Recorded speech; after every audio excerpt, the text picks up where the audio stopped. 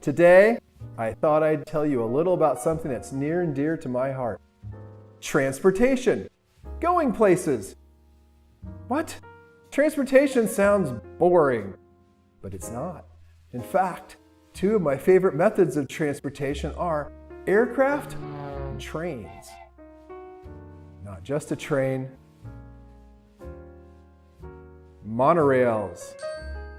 Monorails. High-speed, efficient mass transit, or a journey to a fantasy world. In fact, I can see someone getting ready to ride a monorail right about now. Every day, Liberty International receives countless travelers in traffic. With so many people coming and going to and from the airport, Liberty needed a way to transport travelers between its 3 terminals and nearby train station. I took a full ride on AirTrain Newark. As a pilot, I'm used to the relative freedom of the air once I get off the ground.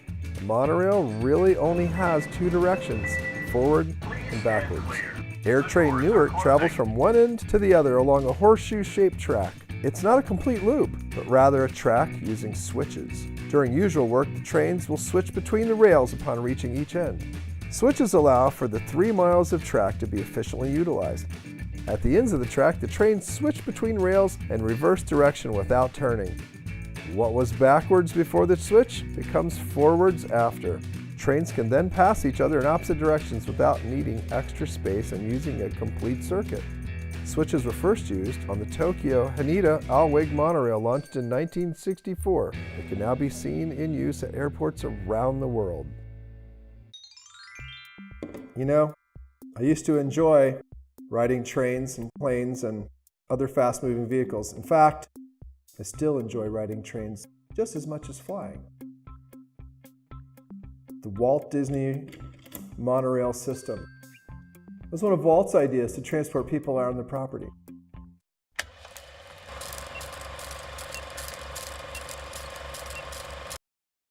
When Disneyland initially opened in 1959, Walt aimed to keep his guests immersed in an environment away from the hustle and bustle of everyday life. In Anaheim, that was literally right outside the parking lot, especially once businesses and hotels started appearing more and more after Disneyland's grand opening. Once Disney decided to make a move on his Florida project, and not wanting to repeat problems learned from Disneyland, he bought many more acres of land and decided to use private transportation for guests. For both locations, it just so happens that monorails are a great way to help guests travel faster while also doubling as a buffer that keeps guests distracted from their usual lives by transporting them to a different world. The monorails also visit other stations, including stopping inside, that's right, inside Disney's contemporary resort hotel. The hotel's logo includes the monorail.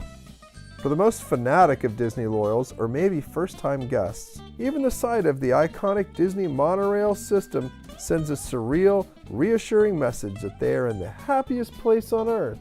Initially, Walt had planned to use the monorail exclusively for his original Epcot, unlike how the park exists today. Epcot was never intended to be a park. However, the monorail was always part of Walt's intended community. Once you park your car in one of the many character-themed lots, get on a tram, wait for the tram to come to a full and complete stop, ride to the TTC, then you get to board the monorail. With almost 15 miles of track, servicing nearly 200,000 riders a day, the Walt Disney World monorail system is most certainly useful for keeping guests within the resort. Fair warning though, the monorails do get congested at the end of typical park hours.